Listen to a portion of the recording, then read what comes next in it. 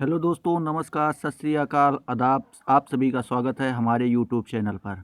जैसा कि आप लोग थंबनेल देखकर तो ये जान ही चुके होंगे कि आज हम क्या बात करने वाले हैं। हिंदी के बारे में बात करने वाले हैं। हिंदी का क्या, अनसॉल्व पेपर 2011 में पेपर जो आया था हिंदी का, उसी को हम लोग क्या करेंगे, आज सॉल्व करेंगे। पहली बात, पेपर कैसा आता है, ये हाई स्कूल की बात हो रही है। हाई स्कूल कक्षा 10 2011 की बात हो रही है। कब की बात हो रही है? तो 2011 की बात हो रही है। हिंदी का प्रथम प्रश्न पत्र है। इसमें घंटे समय कितने दिए जाते हैं? आपको 3 घंटे दिए जाते हैं। पूर्णांक कितने का होता है? 100 का होता है। आप लोग अगर पहली बार पेपर दे रहे हैं तो आप लोग ध्यान से सुनिए। पहली बार क्या, आदमी हाई स्कूल का पहली ही बार पेपर देता है। तो दोस्तों, आज हम बात करने वाले हैं कि पेपर को हम लोग कैसे सॉल्व करें, जिसके कारण से हमारा अच्छा नंबर आ सके। आप हमारे बताए हुए कहे हुए बात से अगर चल रहे हैं, अगर आपने हिंदी बिल्कुल नहीं पढ़ी है या कहीं नहीं पढ़ी है, आपने पूरा साल बर्बाद किया, अगर केवल अब आप देख रहे हैं, तब भी आप 70 से 75% नंबर लेकर आएंगे। अगर आपने पढ़ा है तो आप 90 प्लस जाएंगे। कितना? 90 प्लस, 92 93 94 कुछ भी हो सकता है। समझ रहे हैं मेरी बात को?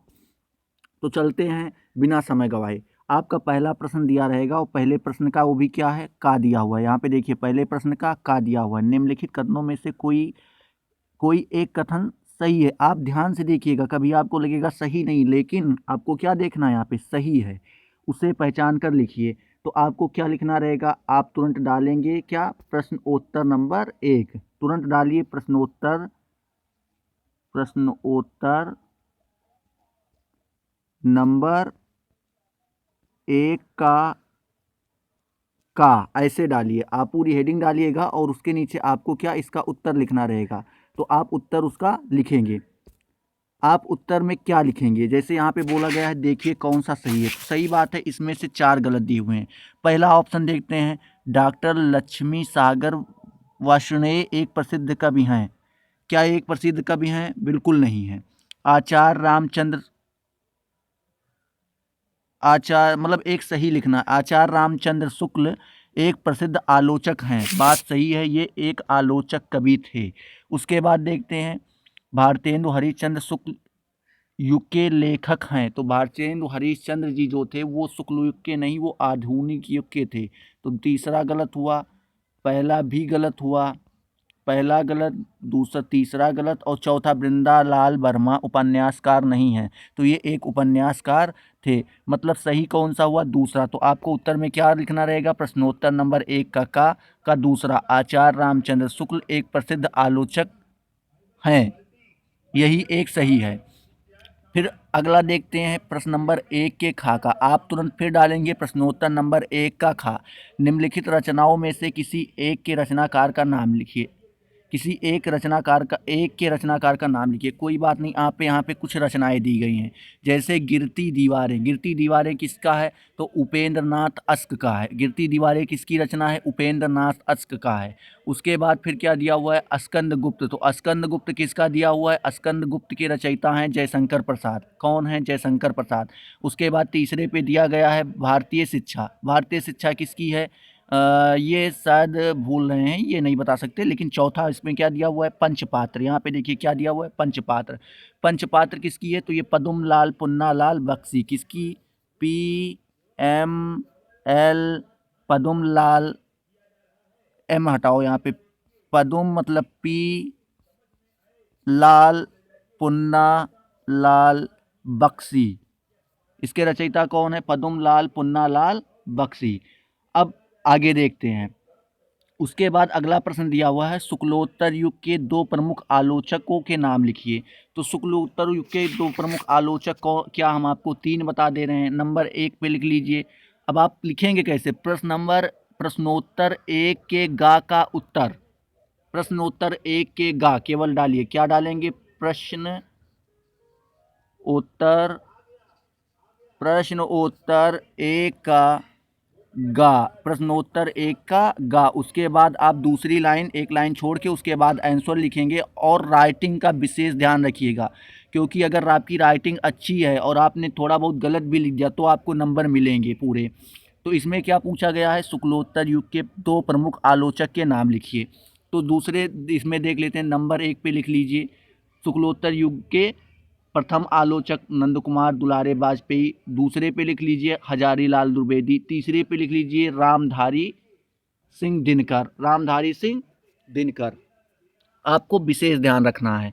फिर उसके बाद क्या दिया हुआ है यहाँ पे देखते हैं, प्रश्नोत्तर एक के घा का उत्तर।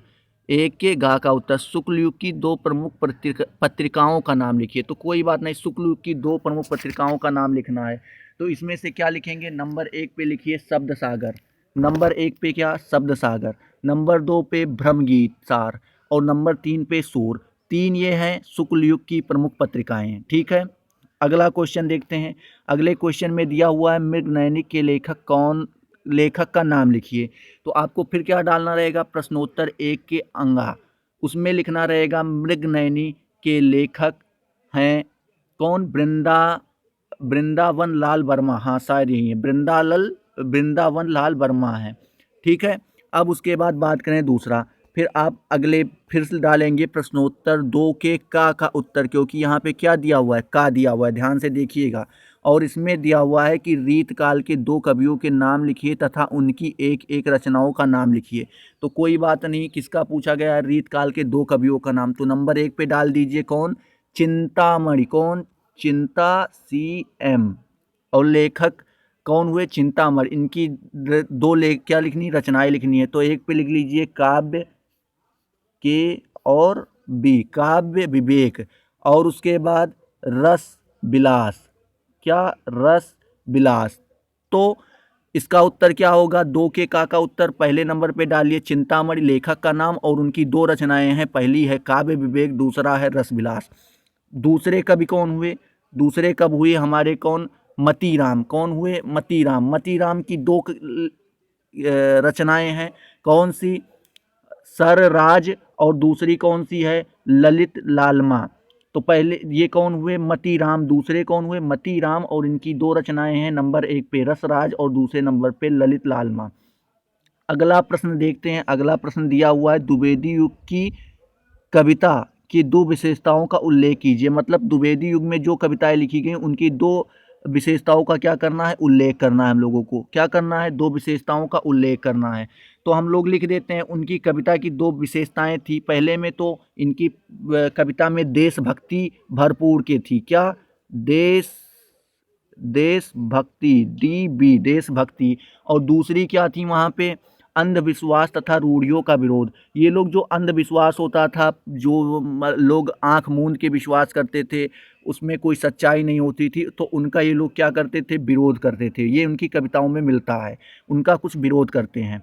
उसके बाद देखते हैं, एक मिनट पेन बदल लेते हैं ये वाला।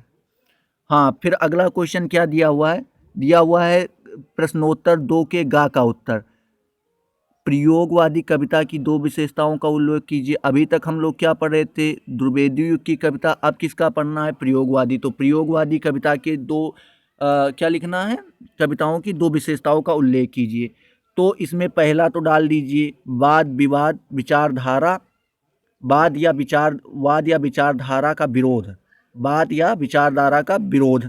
और दूसरे नंबर पे डाल लीजिए व्यक्तिवाद। इसमें क्या डालना रहेगा, प्रश्नोत्तर दो के गा का, दो का गा, उसके बाद आप क्या डालेंगे, आप डालेंगे प्रयोगवादी कविता की दो विशेषताएं। नंबर एक पे डालिए वाद या विचारधारा का विरोध, नंबर दो पे व्यक्तिवाद, इनकी कविताओं में भरपूर मात्रा में मिला है। ठीक है, अब देखते हैं क्वेश्चन नंबर 3। क्वेश्चन नंबर 3 में भी क्या है, यहाँ पे देखो, यहाँ पे देखो क्या है,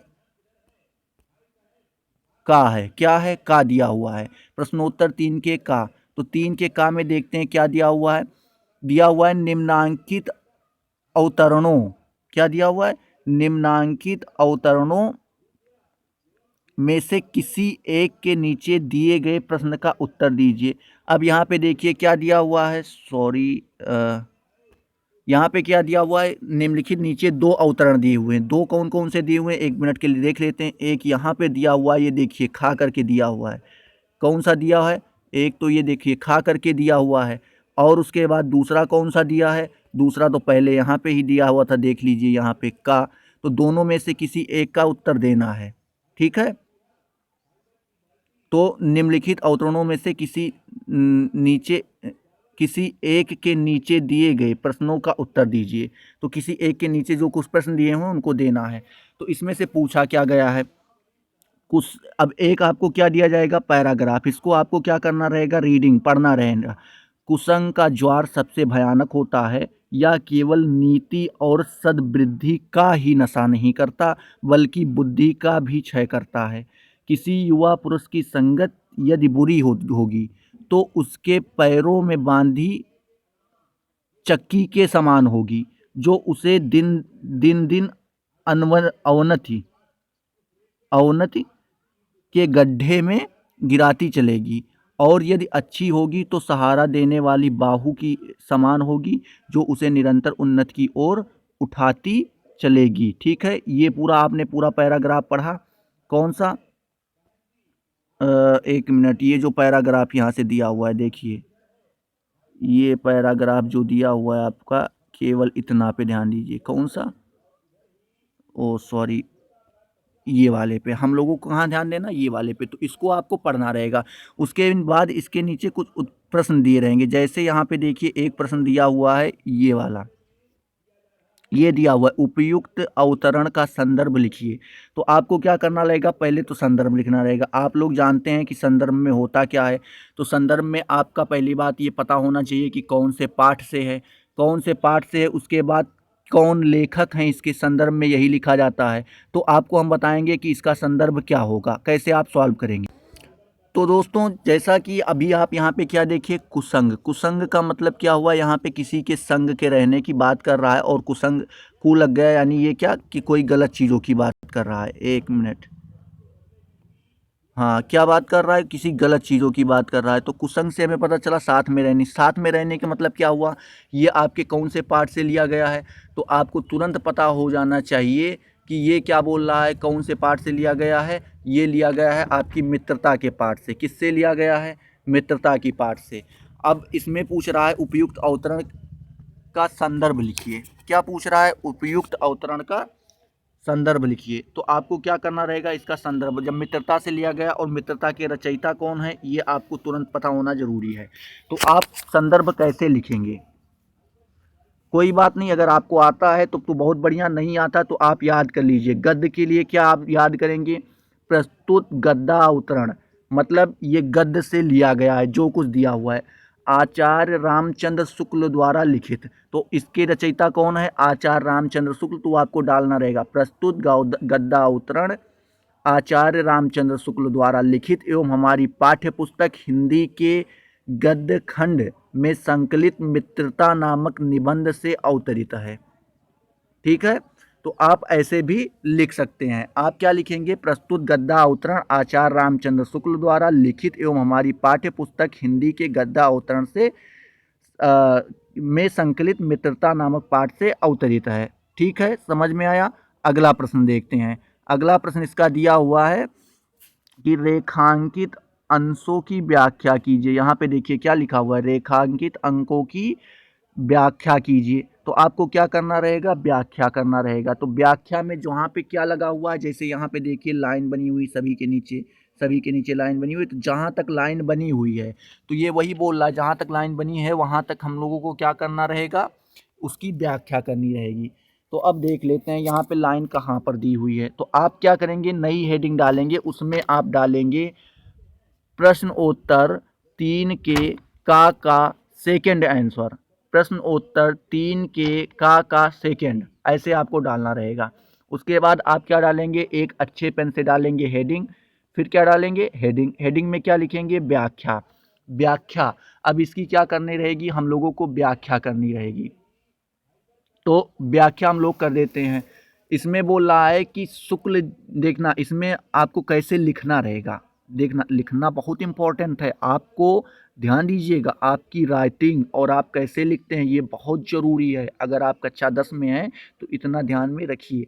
और व्याख्या करने में कोई बड़ी बात नहीं, आप क्या कीजिए, थोड़ी उन चीज़ों को सरलतम भाषा में लिख लीजिए। जैसे कुसंग लिखा है तो इसको आप बुरी संगत कर दीजिए, हैं। उसके बाद ज्वार मतलब बुखार होता है तो बुखार कर दीजिए। नीति, सद्वृद्धि, ये सब जो है इसको थोड़े सरल भाषाओं में लिख लीजिए।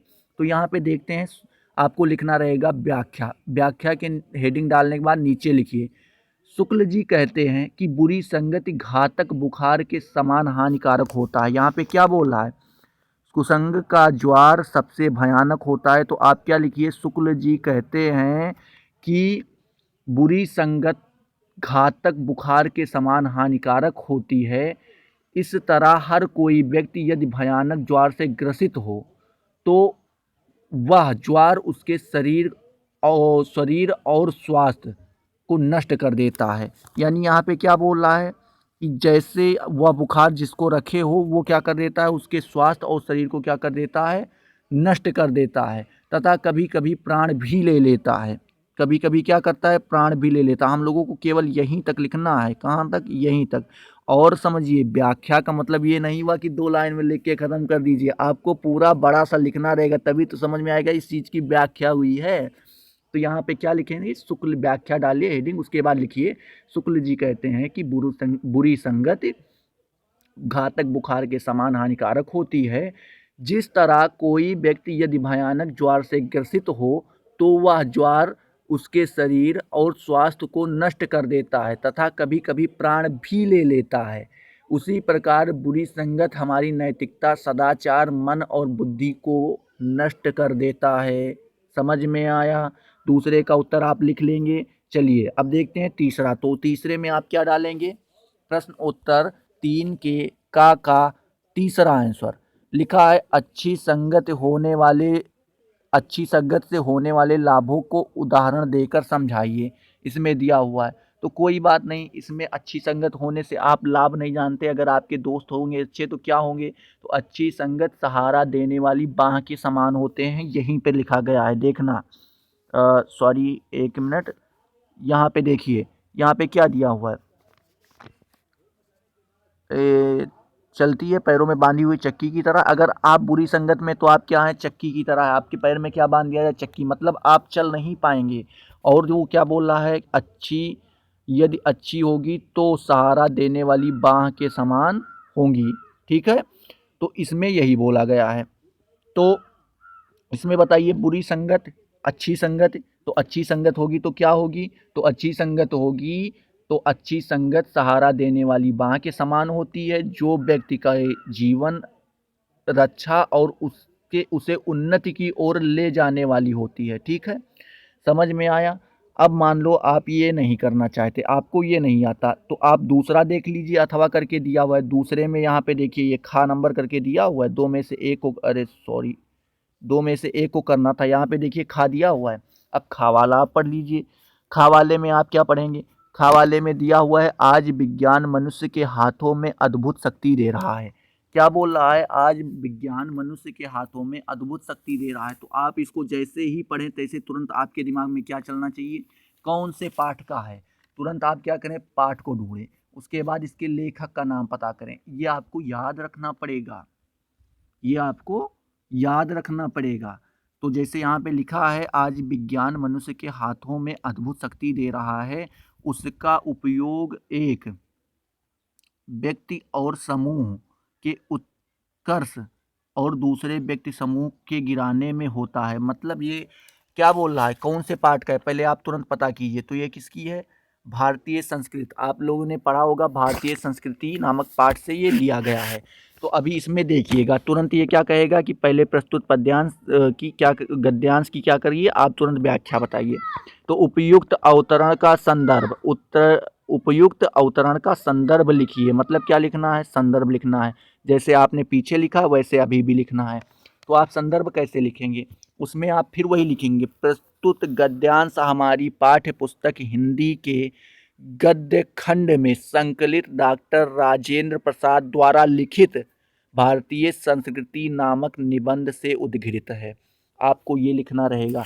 संदर्भ हो गया, हेडिंग डाल के फिर अगले में डालिए, प्रश्नोत्तर 3 के खा का सेकंड आंसर। 3 के खा का सेकंड आंसर। तो सेकंड में क्या दिया हुआ है, यहाँ पे ध्यान दीजिए, ये दिया हुआ है, रेखांकित अंशों की व्याख्या कीजिए। तो कोई बात नहीं, हम लोग व्याख्या भी कर लेंगे। तो व्याख्या डालिए आप तुरंत। रेखांकित मतलब जहाँ जहाँ पे रेखा दी गई है। तो आप तुरंत व्याख्या डालिए और व्याख्या डाल के हेडिंग अच्छे से डालिए और नीचे वाली लाइन से लिखना स्टार्ट कीजिए। तो इसमें क्या दिया हुआ है, आज विज्ञान मनुष्य के हाथों में अद्भुत शक्ति दे रहा है और उसका उपयोग एक व्यक्ति और समूह के उत्कर्ष और दूसरे व्यक्ति समूह को गिराने में होता रहेगा। इसीलिए हमें उस भावना को जागृत रखना है और उसे जागृत रखने के लिए कुछ ऐसे साधनों को भी हाथ में रखना होगा जो अहिंसात्मक त्याग भावना का भावना को प्रोत्साहित करें और भोग भावना को दबाए रखें। समझ में आया? यहीं तक इसकी देखिए रेखा कहाँ तक दी गई है, इसकी रेखा यहीं तक दी हुई है। देखिए, अरे सॉरी, ये देखिए यहीं तक दी हुई रेखा। तो यहीं तक हमको क्या करना है, व्याख्या लिखना है। तो आप व्याख्या डालिए, उसके बाद शुरू कीजिए। तो इसमें क्या दिया हुआ है, प्रस्तुत गद्यांश में लेखक कह रहा है कि वर्तमान युग विज्ञान की उन्नति का युग है।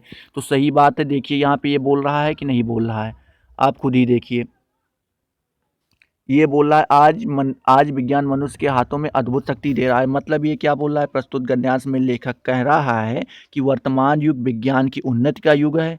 विज्ञान की उन्नति से मनुष्य को असीमित शक्ति प्राप्त हो रही। जैसे आप देख लीजिए खुद ही, गाड़ी, मोटर, ट्रेन, जहाज, हवाई जहाज, आदमी कहाँ कहाँ मंगल ग्रह तक पहुँच गया है, चंद्रमा तक पहुँच गया। तो ये क्या कर रहा है, ये सब विज्ञान की वजह से हो रहा है। अद्भुत शक्ति दे रहा है। पहले लोग खुद मिलके काम करते थे, अब मशीनों से काम हुआ जा रहा है। तो वही चीज़ यहाँ पे बता रहा है, असीम शक्ति दे रहा है, किंतु विज्ञान से प्राप्त शक्ति का सही उपयोग नहीं हो रहा। तो सही बात है, सभी लोग सही उपयोग थोड़ी ना करते हैं। जैसे आपको फ़ोन मिल जाए तो आप फ़ोन को क्या करें, पढ़ाई में यूज करें, सर का वीडियो देखें, और जब आप पढ़ाई में यूज करेंगे तो आप सही उपयोग करेंगे। अब आप मूवी देखें, गाना देखें, पिक्चर चलाएं हैं, और उसके बाद पता नहीं अजीब अजीब फनी फनी टाइप की वीडियो देखें, तो आप मोबाइल का क्या कर रहे हैं, दुरुपयोग कर रहे हैं। गाड़ी चलने के लिए होती है। अब गाड़ी आप 60 तक चलाएं, अच्छी बात है। जैसे 60 से ऊपर जा रहे हैं तैसे आप क्या कर रहे हैं, गाड़ी का दुरुपयोग कर रहे हैं। तो वही बोल रहा है, इस शक्ति का उपयोग एक व्यक्ति अथवा समूह के उत्थान के लिए तथा दूसरे व्यक्ति और समूह को गिराना में हो रहा है। तो कोई बात नहीं, यही तो बोल रहा है। देखो जो ये बोल रहा है, एक मिनट, यहाँ पे बोल रहा है उसका उपयोग एक व्यक्ति और समूह के उत्कर्ष तो दूसरे व्यक्ति और समूह को गिराने के लिए हो रहा है। तो ये कह रहा है कि विज्ञान की एक शक्ति, अब समझना, आप दो लोग हों, दोनों लोगों को फ़ोन मिल जाए, एक व्यक्ति क्या करने लगे, उसी से पढ़ने लगे, तो यानी वो क्या कर रहा है, उसी से पढ़ाई कर रहा है, उसका सदुपयोग कर रहा है। लेकिन दूसरा भी व्यक्ति जो हो वो क्या करे, अच्छे अच्छे फनी टाइप के वीडियो देखे यूट्यूब पे और गेम खेले और पता नहीं क्या, फ्री फायर, पबजी, पता नहीं क्या क्या होता है, सब खेले, तो वो दुरुपयोग कर रहा है। वही चीज़ ये बता रहा है, ठीक है, गिराने में हो रहा है। इसीलिए हमें उस भावना को जागृत रखना होगा। यहाँ पे देखने, इसीलिए हमें उस भावना को जागृत रखना होगा। तो यहाँ पे लिखिए, लेखक कहना चाहता है कि समाज में या राष्ट्र में ऐसी भावना उत्पन्न होनी चाहिए जिससे विज्ञान की शक्ति के इस दुरुपयोग को रोकने के लिए क्या, अहिंसात्मक त्याग की भावना को बढ़ावा दे। अब जैसे आप मूवी देखना शुरू किए, मूवी में आपने कुछ चीज़ें तो अच्छी देखी, जो अच्छी देखी वो आपने उतारी नहीं। फिर उसमें एक देखे कि एक गुंडा था और गुंडे की सारी सब कुछ उतार ली, तो नकल उतारने लगे, तो आप क्या हुए, अहिंसात्मक हो गए, हिंसात्मक हो गए। और आप यहाँ पे एक लेखक कह रहा है कि हिंसात्मक नहीं, अहिंसात्मक बनो, ठीक है। उसके बाद अगला क्वेश्चन, यहाँ पे देखिए अगला क्वेश्चन दिया हुआ है ये। तो इसमें डालिए प्रश्न उत्तर 3 के खा का थर्ड आंसर। उपयुक्त अवतरण में लेखक ने मानव को क्या संदेश दिया है। पूछ रहा है कि उपयुक्त किसमें, उपयुक्त अवतरण में लेखक ने मानव को क्या संदेश दिया। तो आपको अभी आपने क्या पढ़ा यहाँ पे कि विज्ञान जो है वो विज्ञान जो है लोगों को शक्ति प्रदान कर रहा है, और शक्ति प्रदान कर रहा है, इसीलिए वो क्या कर रहे हैं, वो लोग उसका दुरुपयोग कर रहे हैं। तो हम लोगों को क्या करना चाहिए, उन चीज़ों को उन चीज़ों का दुरुपयोग करने से रोकना चाहिए और हमें उनकी क्या करनी चाहिए, सहायता करनी चाहिए। हमें कुछ ऐसा करनी चाहिए जिससे उनकी भावनाओं में गंदी चीज़ें, दुरुपयोग वाली चीज़ें ना आएँ, वो हिंसात्मक काम मतलब क्या अच्छा काम करें। सॉरी। अब देखते हैं अगला प्रश्न दिया हुआ है प्रश्न नंबर 4, निम्नलिखित अवतरणों में से किसी एक की संदर्भ सहित व्याख्या कीजिए तथा उसका काव्य सौंदर्य भी लिखिए। अरे वाह! अब क्वेश्चन में आप लोग क्या करते हैं, केवल लिख लेते हैं, उसकी संदर्भ लिख लेते हैं, व्याख्या लिख लेते हैं, तो ये चीज़ गलत है। आपको कैसे लिखना है वो हम बता रहे हैं। तो आप लोगों को क्या करना है, आप लोगों को बहुत ही समझदारी से राइटिंग के साथ अच्छी अच्छी हेडिंग डालिए, उसके बाद लिखिए। आप क्या डालेंगे, प्रश्नोत्तर 4 का उत्तर। उसमें पहला क्या दिया हुआ है, पहला वाला अगर आपको आ रहा है तो पहला वाला लिखिए। नहीं, यहाँ पे देखिए क्या लगा हुआ है, अथवा। अथवा का मतलब क्या हुआ कि आप अगर वो नहीं करना चाहते तो आप क्या करें, ये वाला करें। यहाँ से देखिए, सूर से, और एक क्या हुआ है, ऊधो मन से। तो 2 यहाँ पे दिए हुए हैं, जो आपको लगे कि ये हमें आता है वही आप लिखिए। अब जैसे हम पहले का देख लेते हैं कैसे आपको लिखना रहेगा। आप तुरंत डालेंगे प्रश्नोत्तर 4 का उत्तर। उसके बाद आप क्या डालेंगे, 4 का अगर अथवा लिख रहे हैं तो 4 का अथवा, प्रश्नोत्तर 4 का अथवा। और अगर आप प्रश्नोत्तर 4 ही का पहला वाला ये ऊधो वाला लिख रहे हैं, कौन सा, ये ऊधो वाला लिख रहे हैं, तो आप क्या डालेंगे, प्रश्नोत्तर 4 का, बस 4 केवल लिख देना है। ठीक है। अब देखते हैं हम लोगों को लिखना कैसे रहता है, हम लोग गलती क्या करते हैं। तो आपको तुरंत डालना रहेगा क्या, अगर पहले वाले का लिख रहे हैं तो आप तुरंत डालिए क्या, ऊधो मन, उसके बाद dot dot dot dot dot, उसके बाद जो लास्ट में दिया हो, क्या दिया हुआ है, सूर, ये नहीं जगदीश, क्या, नहीं जगदीश। आप क्या लिखेंगे, नहीं जगदीश। फिर उसके बाद आप क्या डालेंगे, संदर्भ डालिए, एक अच्छे बच्चों की तरह अच्छे से हेडिंग डालिए, संदर्भ। फिर आप लोग संदर्भ में क्या लिखेंगे, संदर्भ डालिए। फिर संदर्भ में आप लोग लिखेंगे, संदर्भ में क्या होता है, आपको अभी हमने बताया था कि आपको पाठ का नाम पता होना जरूरी है और किसने लिखा ये पता होना जरूरी है। तो आप क्या लिखेंगे, प्रस्तुत पद्यांश। प्रस्तुत पद्यांश में श्री सूरदास द्वारा रचित सूर सागर नामक ग्रंथ से हमारी पाठ्य पुस्तक हिंदी के खंड काव्य खंड में संकलित पद शीर्षक से उद्धृत है। आपको ये क्या लिखना रहेगा, संदर्भ लिखना रहेगा कि यह पद श्री सूरदास द्वारा रचित सूर सागर नामक ग्रंथ से हमारी पाठ्य पुस्तक हिंदी के खंड काव्य में संकलित पद शीर्षक से उद्धृत है। आपको पहले ये संदर्भ लिखना रहेगा। फिर उसके बाद आपको ये प्रसंग लिखना रहेगा। अभी तुरंत व्याख्या नहीं, फिर तुरंत आपको प्रसंग लिखना रहेगा। प्रसंग में क्या, कुछ शॉर्टकट में बताइए कि पूरी कविता में कहना क्या चाहते हैं, आपको शॉर्टकट में बताना रहेगा। तो आप तुरंत क्या कीजिए, प्रसंग डालिए, प्रसंग हेडिंग डाल के अच्छे से, फिर उसके बाद नीचे लिखिए, प्रस्तुत पद भ्रमर गीत प्रसंग का एक सारस अंश है, का एक सरस अंक है। श्री कृष्ण के मथुरा चले जाने पर गोपियां अत्यधिक क्या होती हैं, व्याकुल होती हैं। अब देखना यहाँ पे ऊधो मन भये न 10-20, मतलब वो बोल रही गोपियाँ कि ऊधो मेरे पास मन 10-20 नहीं है। एक हुतो सो गयो श्याम संग, मतलब एक थे वो भी क्या, एक था वो भी क्या हो गया, श्याम के संग चला गया। तो अब पूरा आपको यही सब लिखना रहेगा। तो इसको आप क्या करेंगे, शॉर्टकट में लिखिए। किस में लिखिए, शॉर्टकट में, प्रसंग में। तो इसमें आपको लिखना रहेगा कि श्री कृष्ण के मथुरा चले जाने पर गोपियाँ अत्यधिक व्याकुल हैं। उद्धव जी गोपियों को योग का संदेश देने मथुरा से गोकुल आए हैं। गोपियाँ योग की शिक्षा ग्रहण करने में अपने को असमर्थ बताती हैं और अपनी मनोव्यथा को उद्धव के समक्ष व्यक्त करती हैं।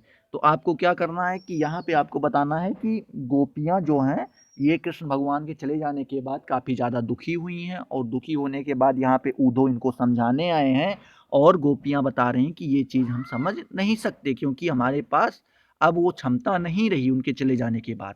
उसके बाद आप क्या डालेंगे, प्रसंग हो गया।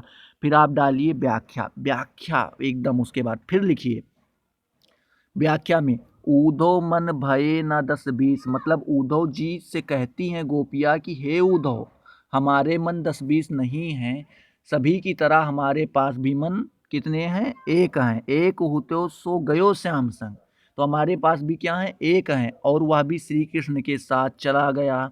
उसके बाद ज्यों देहि बिनु शीस, तो सभी, अब देखना, अब जो था वो श्याम के साथ चला गया। हम मन के बिना तुम्हारे बताए गए निगुण ब्रह्म का आराधना कैसे करें? जब हमारे पास मन ही नहीं है तो हम आपकी जो आप बता रहे हैं उसको हम कैसे करें? मतलब बिना मन के ब्रह्म की साधना असंभव है, ये वही कह रही हैं। आस लगी रहती तन श्वास, आस लगी रहती तन श्वास, मतलब बोल रहे हैं श्री कृष्ण के बिना हमारी सारी इंद्रियां निष्क्रिय हो गई हैं और हमारी दशा बिना सिर वाले प्राणी जैसी हो गई है। हम श्री कृष्ण के बिना मृतवत हो गई हैं। मृतवत मतलब मरा हुआ।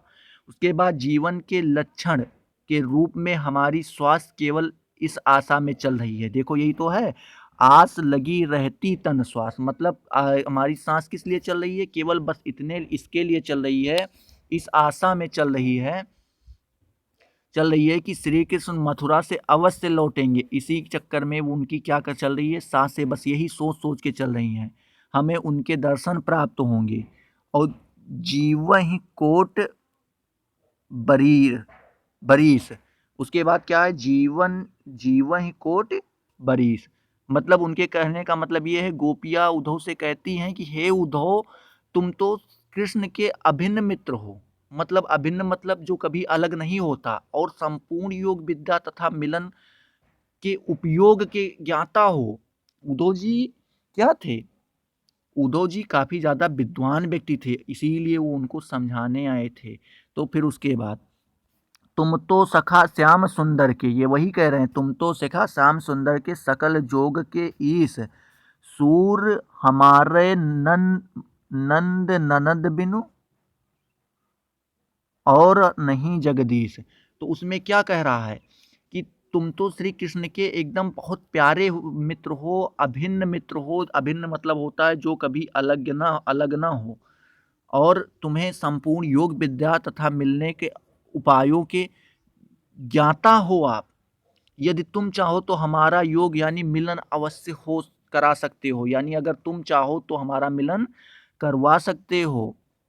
सूरदास जी कहते हैं कि गोपियाँ उद्धव से कह रही हैं कि हम तुम्हें यह स्पष्ट बता देना चाहते हैं कि नंद जी के पुत्र श्री कृष्ण को छोड़कर हमारा कोई आराध्य नहीं है।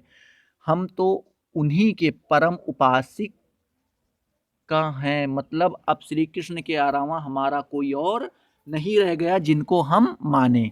ठीक है, तो आपकी ये क्या हो गई? व्याख्या। लेकिन ध्यान दीजिएगा, प्रश्न में और कुछ भी कह रहा है। वो क्या कह रहा है कि काव्य सौंदर्य भी लिखिए, काव्य सौंदर्य लिखना है। अब आपकी व्याख्या हो गई। पहले आपने क्या किया? प्रसंग, फिर व्याख्या, फिर अब क्या डालेंगे?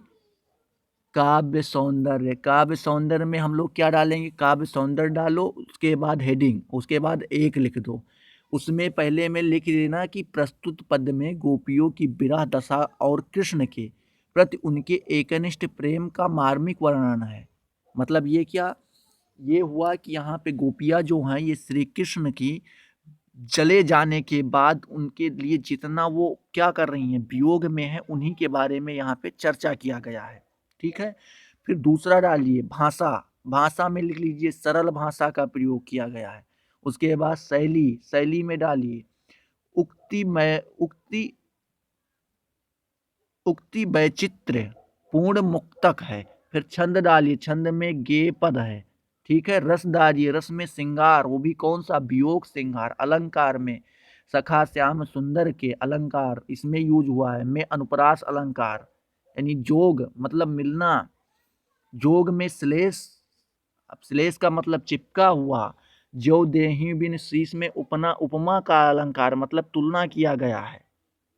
ठीक है, तो ये आपका क्या हो गया? ये आपका हो गया काव्य सौंदर्य।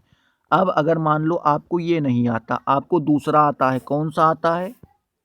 सूर ये विषुवत रेखा, सॉरी उल्टा हो गया, विषुवत रेखा का है नहीं, यहाँ है, विषुवत रेखा का वासी जो जीता है नित हाँफ हाँफ कर, जीता है नित हाँफ हाँफ कर। अब आपको ये बताना रहेगा कि ये किससे लिया गया है, कौन से अध्याय से है, इसके रचयिता कौन है, आपको पहले ये पता करना रहेगा।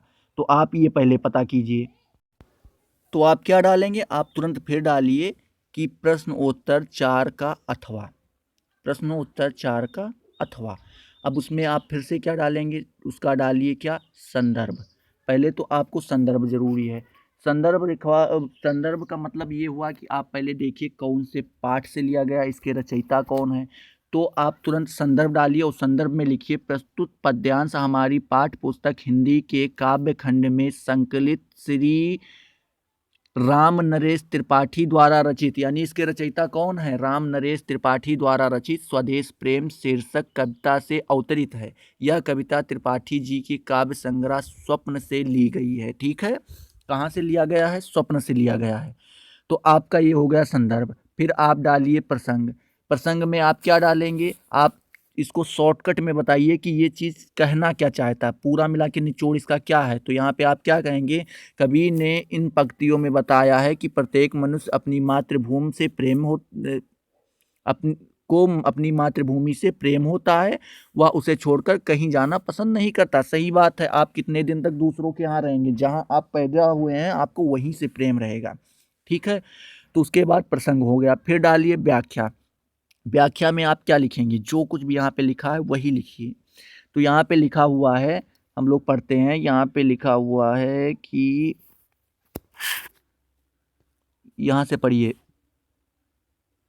विषुवत रेखा का वासी जो जीता है नित हाँफ हाँफ कर, रखता है अनुराग अलौकिक वह भी अपनी मातृभूमि पर, ध्रुववासी जो हिम के तम में जी लेता है कांप कांप कर, वह भी अपनी मातृभूमि पर कर देता है प्राण निछावर। यानी यहाँ पे आपको इसकी व्याख्या लिखनी, तो क्या लिखिए, आप लिखिए यहाँ पे, कवि कहना चाहता है जो मनुष्य भूमध्य रेखा पर निवास करता है। देखो, विषुवत रेखा का वासी, तो जो अपनी विषुवत रेखा पे, जहाँ पे खूब ज़्यादा असहनीय गर्मी पड़ती है, वहाँ गर्मी के कारण वो हाँफता रहता है, अपना जीवन वो उसी में व्यतीत कर देता है। ठीक है, फिर कभी उस स्थान के अलावा अलगाव के कारण वहां की भीषण गर्मी को छोड़कर वह शीतल प्रदेश में नहीं जाता है। क्या करता, उसी गर्मी में अपना पूरा जीवन वो काट देता है, जबकि वहां पे सबसे ज्यादा गर्मी होती है। वह कष्ट उठाता हुआ भी अपनी मातृभूमि पर असाधारण प्रेम और अपार श्रद्धा रखता है। असाधारण प्रेम मतलब जिस अचूक, मान लो बहुत ज्यादा प्रेम रखता है, अपार श्रद्धा रखता है। जो मनुष्य ध्रुव प्रदेश का रहने वाला है, वहां सदा बर्फ पड़ती है, जमी रहती है, इतनी सर्दी पड़ती कि वो हमेशा कांपते रहते हैं। वहां की भयंकर ठंड से कांप कांप कर अपने जीवन का क्या कर देता है, निर्वाह कर लेता है।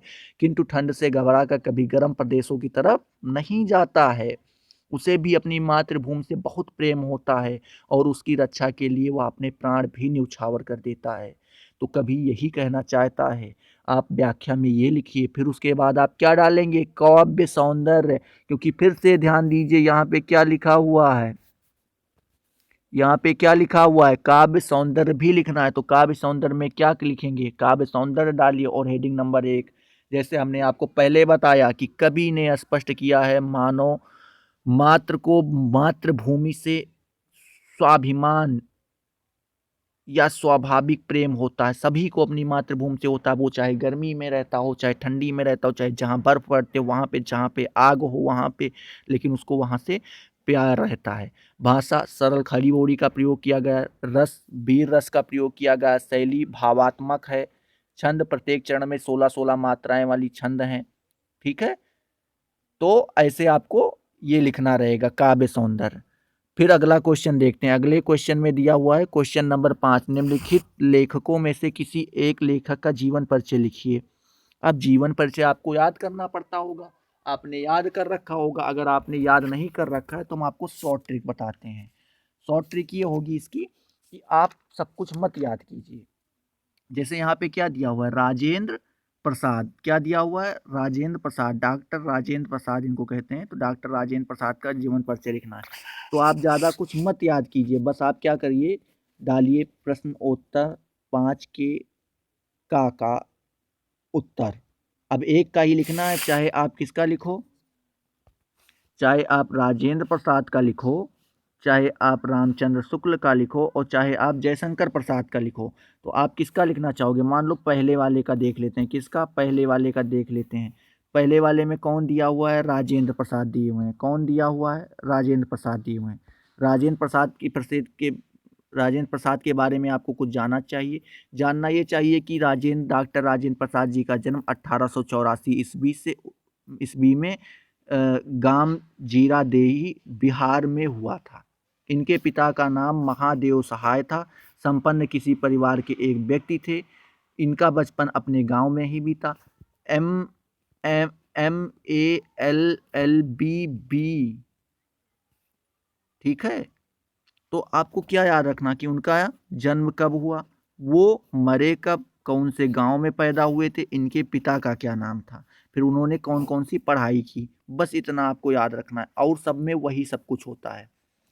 तो आप लिखिए, डॉक्टर राजेंद्र प्रसाद जी का जन्म 1884 ईस्वी में ग्राम जीरा देही बिहार में हुआ था। इनके पिता का नाम महादेव सहाय था। ये संपन्न किसी परिवार थे, मतलब संपन्न मतलब एक मिडिल क्लास, मतलब जो कुछ भी होता है उसमें थे। MALLB की परीक्षा इन्होंने उत्तीर्ण की। मुजफ्फरपुर कॉलेज में अध्यापन, मतलब इन्होंने पढ़ाया वहाँ पे। पटना और कलकत्ता हाई कोर्ट में वकालत भी की है इन्होंने। अखिल भारतीय कांग्रेस में 3 बार सभापति भी रह चुके। भारत में प्रथम राष्ट्रपति कौन थे? डॉक्टर राजेंद्र प्रसाद ही थे। भारत रत्न की उपाधि से इनको सम्मानित भी किया गया था। इतना चीज़ आप याद कर लीजिए, बस बहुत है। उसके बाद आप लिख लीजिए कि इन्होंने अपना जीवन बहुत ही अच्छे से कुशलतापूर्वक व्यतीत किया है, और इनकी मृत्यु 1963 ईस्वी में हो गई, ठीक है। उसके बाद इनकी प्रमुख रचनाएं, फिर आप नीचे शैली खत्म मत कीजिएगा, अभी आप थोड़ा और लिखिए, फिर लिखिए रचनाएं, इनकी प्रमुख रचनाएं। तो इनकी प्रमुख रचनाएं थी कौन सी? भारतीय शिक्षा। भारतीय शिक्षा, आप ध्यान दीजिए, यहाँ पे एक दिया नहीं गया था, भारतीय शिक्षा किसकी रचना है? पहले वाले में ही यहाँ पे देखिए, हमने बताया नहीं था, ये भूल गए थे, किसका है? डॉक्टर राजेंद्र प्रसाद की रचना है। कौन सी? भारतीय शिक्षा। तो भारतीय शिक्षा देखा, मिल जाता है यहीं पे। फिर कौन थे? भारतीय शिक्षा इनकी रचना है। फिर उसके बाद आप डालिए शैली। शैली ये भाषण शैली और उसके बाद साहित्यिक शैली का प्रयोग करते थे।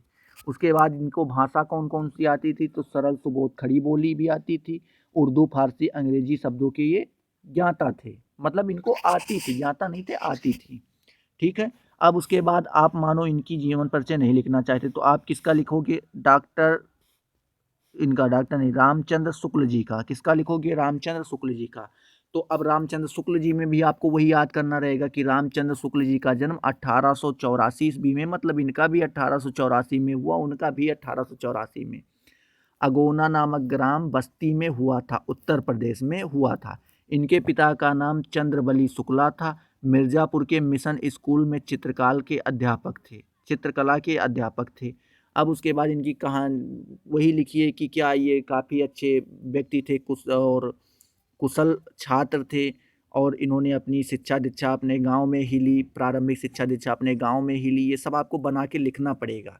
उसके बाद फिर आप लिखिए कि ये इनको कविताओं के प्रति इनकी ज़्यादा रुचि थी, ये नाटक निबंध ज़्यादा लिखना चाहते थे, तो आदि चीज़ों को इन्होंने लिखा भी। काशी हिंदू विश्वविद्यालय में हिंदी विभाग में अध्यापक भी रह चुके थे ये। उसके बाद इन्हें युग प्रवर्तक साहित्यकार भी कहा गया। और उसके बाद आप लिखिए कि इनका जीवन अच्छा खासा व्यतीत हुआ, फिर इनकी मृत्यु 1941 ईस्वी में हो गई, इनका देहांत हो गया। अब आप फिर यहीं पे मत खत्म कीजिएगा, फिर इनकी भी लिखिए प्रमुख रचनाएं। प्रमुख रचनाएं में क्या? पहले पे डालिए नंबर 1, सॉरी, फिर आप डालिए नंबर 1 पे डालिए चिंतामणि। नंबर 2 पे विचार बीथी। नंबर 3 पे रस मीमांसा। उसके बाद डालिए हिंदी साहित्य का इतिहास। नंबर 4 पे इन्होंने लिखा, इनकी कुछ सूरदास ये भी इन्होंने लिखा। तो ये चीज़ों आप कुछ ना कुछ तो कम से कम 3-4 इनकी याद कर लीजिएगा। उसके बाद शैली में देख लेते हैं, विवेचनात्मक शैली थी, आलोचनात्मक शैली भी थी, इनके दोनों थी। उसके बाद भाषा की बात कर लें तो इन्होंने क्या किया, संस्कृत मिश्रित क्या किया, खड़ी बोली का उपयोग किया है, नंबर 1। नंबर 2 उर्दू का, नंबर 3 अंग्रेजी का, नंबर 4 फारसी शब्दों का भी इन्होंने प्रयोग किया है, भावानुकूल प्रयोग किया है इन्होंने, जहाँ पे जिसका उपयोग देखा वहाँ पे ही उसका प्रयोग किया है। अब आप देख लीजिए इसे जयशंकर प्रसाद जी का भी देख लीजिएगा, ठीक है। अब डालते हैं अगला क्वेश्चन, यहाँ पे ये हो गया प्रश्न 5 के खा का उत्तर, निम्नलिखित कवियों में से किसी एक कवि का जीवन परिचय लिखिए। यहाँ पे भी जीवन परिचय लिखना है।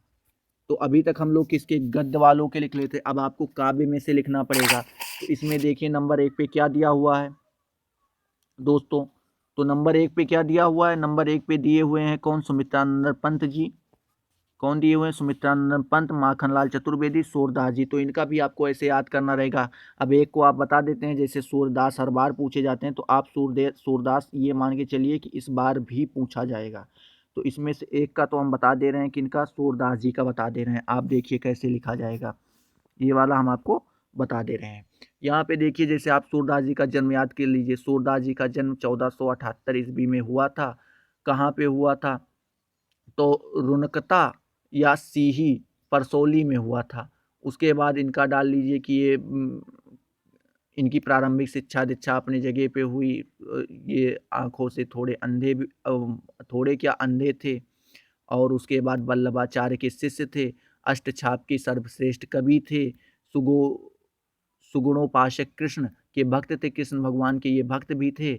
और सखा भाव की भक्ति थी। ये भगवान को, कृष्ण भगवान को भगवान नहीं, उनको अपना क्या, मित्र मानते थे। क्या मानते थे, मित्र मानते थे।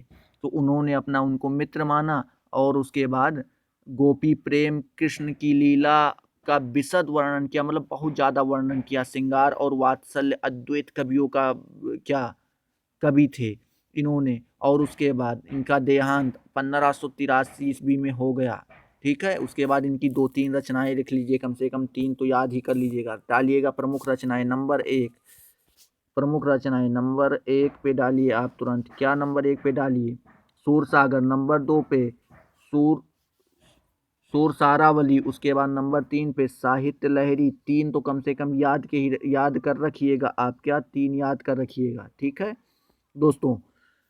फिर देखते हैं अगला क्वेश्चन, निम्नलिखित का हिंदी में संदर्भ अनुवाद कीजिए। यानी आपका संस्कृत में से कुछ उठा के दे देगा, आपको क्या करना रहेगा, इनको हिंदी में अनुवाद करना रहेगा। तो आप देख लीजिए, आपने अगर पढ़ रखा होगा संस्कृत को अच्छे से तो आप कर पाएंगे। यद्यपि याने माया बहु असीतम तदापि तत्र भ्रमणेन अहम क्षुधाया पंडिता। मतलब किससे, अभी आप देखिए कौन से पाठ से, आप फिर वो पाठ का नाम लिखिए, उसके बाद इसका क्या कीजिए, अनुवाद कीजिए हिंदी में ये क्या कहना चाहता है। तो अगर आप जानते हैं तब तो ठीक है, नहीं जानते हैं तो हम आपको बताने का प्रयत्न करते हैं। तो आपको देखना रहेगा, अगर मान लो आपको एक नहीं आता है, मान लेते हैं पहला वाला ऊपर वाला नहीं आता है, ये वाला नहीं आता, तो आप तुरंत यहाँ पे देखिए अथवा लगाया हुआ है, तो आप तुरंत वो दूसरा लिखिए, सर्वे भवन्तु सुखिना, सर्वे भवन्तु सुखिना, सर्वे सन्तु निरामया, सर्वे भद्राणि, सर्वे भद्राणि पश्यन्तु, माँ कश्चिद् दुख भाग भवेत। सॉरी, थोड़ा संस्कृत कम आती है, लेकिन फिर भी जितना आती है उतना आपको हम बता रहे हैं। फिर आपको यहाँ पे संदर्भ लिखना रहेगा कि जैसे इसका संदर्भ है कौन से पाठ से लिया गया, तो प्रस्तुत उपयोगी बातें हमारी पाठ्य पुस्तक हिंदी के संस्कृत खंड काव्य से भारतीय संस्कृता पाठ से उद्घृत है।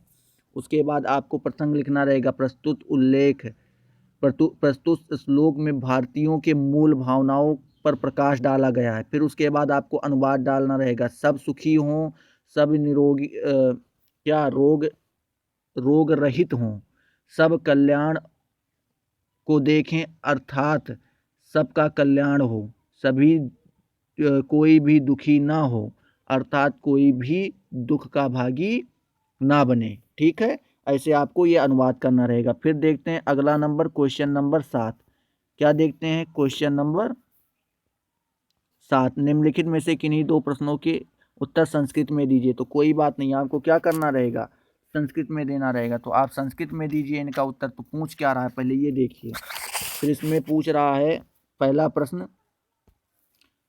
पूछ रहा है राष्ट्रभक्ता का आसीत, मतलब राष्ट्रभक्त क्या चाहता है। तो आपको उत्तर देना, मतलब राष्ट्रभक्ति कौन था। तो आपको लिखना रहेगा राष्ट्रभक्ता चंद्रशेखरा आसीत। ठीक है।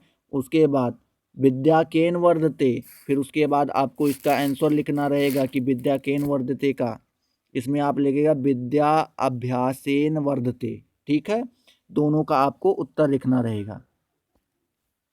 फिर आगे चलते हैं, फिर देखते हैं क्वेश्चन नंबर 7 के खा का उत्तर। अपनी पाठ्य पुस्तक में कंठस्थ कोई एक श्लोक लिखिए जो हमारे प्रश्न पत्र में ना आया हो। तो आपको एक श्लोक याद करके कम से कम रखना रहेगा, वो आपको लिखना रहेगा जो उस देखना प्रश्न पत्र में ना आया हो।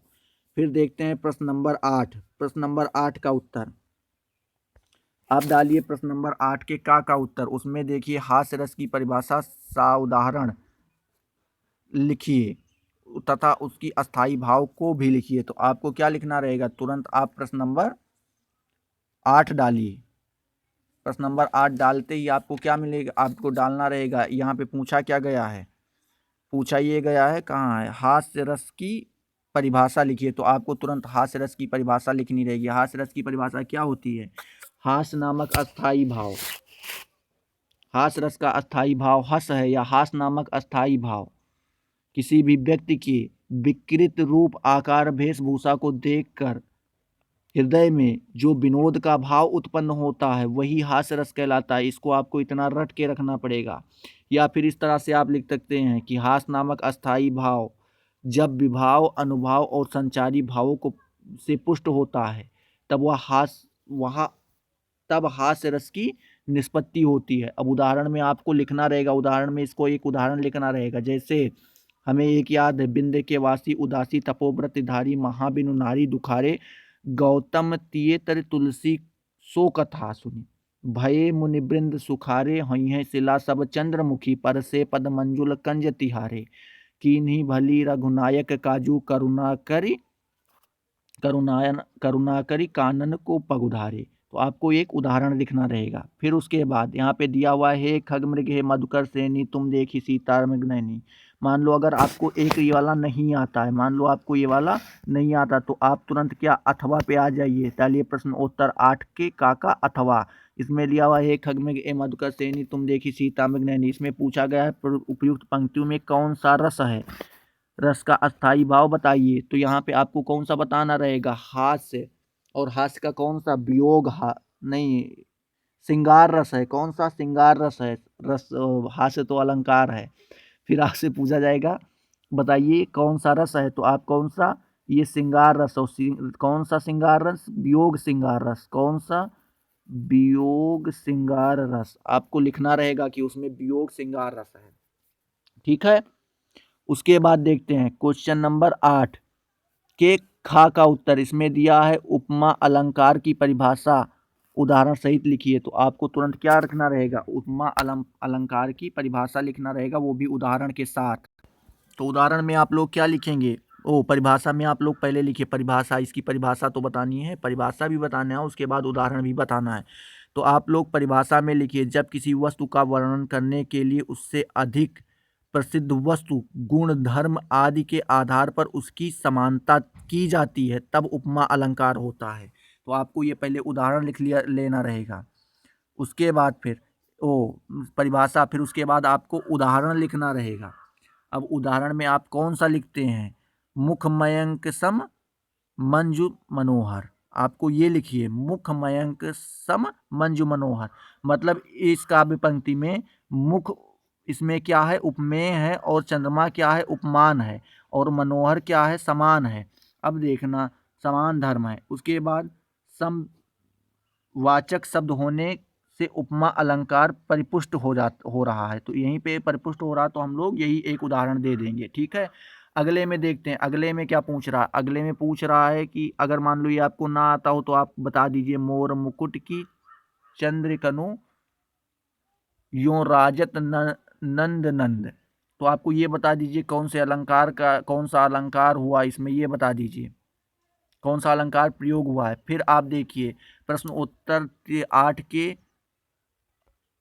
8 के गा का उत्तर, प्रश्नोत्तर 8 के गा का उत्तर, सोरठा छंद की परिभाषा लिखिए, सोरठा छंद की परिभाषा लिखिए।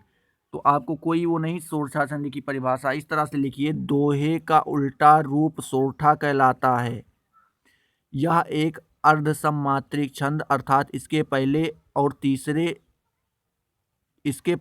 तीसरे तथा दूसरे और चौथे चरणों में मात्राओं की संख्या समान रहती है। इसके विषम चरणों में 11-11 मात्राएं तथा सम चरणों में 13-13 मात्राएं होती हैं। ठीक है, तो इसका अगर उदाहरण भी पूछ रहा है तो उदाहरण आप दे दीजिए, मूक होय, या कोई भी सोरठा का दे दीजिए, या फिर यही दे दीजिए, मोक होय वचाल पंगु चढ़े गिरिवर कहन और जासु कृपा सुदयाल द्रवो सकल कलिमल दहन। ठीक है, इस तरह से आप ये दे दीजिए। फिर नीचे देखते हैं अगला प्रश्न दिया हुआ है यहाँ पे। अगला बोल रहा है, निम्नलिखित उपसर्गों में से किन्हीं 3 के को जोड़कर, उपसर्ग मतलब पहले जोड़कर शब्द बनाइए। कितने के, किन्हीं 3 को जोड़ना है। इतने सारे दिए हुए हैं, कितनों के जोड़ना है, 3 के जोड़ना है। यहाँ पे ध्यान दीजिएगा, कितने हैं, 3 है, ये देखे रहिएगा, कितने हैं, 3 है। अब बात करते हैं यहाँ पे अभी को जोड़ के आप अभिमान बता दीजिए, उप को जोड़ के उपमान बता दीजिए, निर को वो जोड़ के कुछ और निराश बता दीजिए, उसके बाद अप को जोड़ के अपहरण बता दीजिए। ठीक है, उसके बाद सह को जोड़कर सहभाज्य बता दीजिए, कुछ भी आप बता सकते हैं, कोई शब्द बनाइए तुरंत। फिर डालिए प्रश्न नंबर 9 के खा का उत्तर, निम्नलिखित में से किन्हीं 3 प्रत्ययों के उपयोग करके एक एक शब्द, प्रत्यय का मतलब जो पीछे जुड़ता है, तो यहाँ पे देख लेते हैं प्रत्यय कौन सा दिया हुआ है। यहाँ पे ध्यान दीजिएगा, प्रत्यय ये है, यही वाला प्रश्न है 9 के खा का। तो इसमें आई जुड़ा है, आई प्रत्यय, त्वा डालिए अपनत्व, पन डालिए अपनापन, बचपन, व डालिए बुलावा, हट डालिए बाल हट। ऐसे ऐसे आप क्या करिए, बना दीजिए 4-5। उसके बाद निम्नलिखित में से किन्हीं 2 समास का समास विग्रह कीजिए और उसके बाद समास बताइए। तो आपको क्या करना रहेगा, समास अगर आप पढ़े हैं तो आप समास बताइए तुरंत। पीताम्बर, पंचवटो, दशानन, महाकवि, इन सभी का आप बताना रहे। पीताम्बर पीले हैं जिसके अंबर, मतलब कपड़े वस्त्र। दशानन जिसके 10 सिर हैं। पंचवटो मतलब पंचवटी मतलब 5 पेड़ों का समूह। महाकवि मतलब जो महान है, जो कवि। ठीक है, फिर उसके बाद निम्नलिखित में से किन्हीं 2 के तत्सम रूप लिखिए। अंगुली, हाथ, अनाज, ऊंट।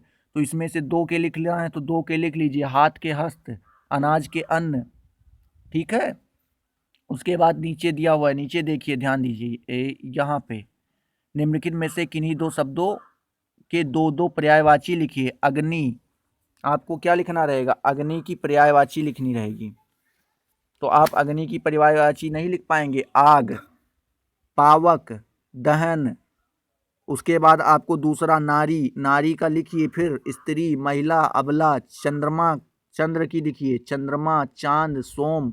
उसके बाद गौ की, गाय, धेनु, सबकी, अरे सबकी लिखते चले जाइए, पर्यायवाची आपको याद होनी चाहिए।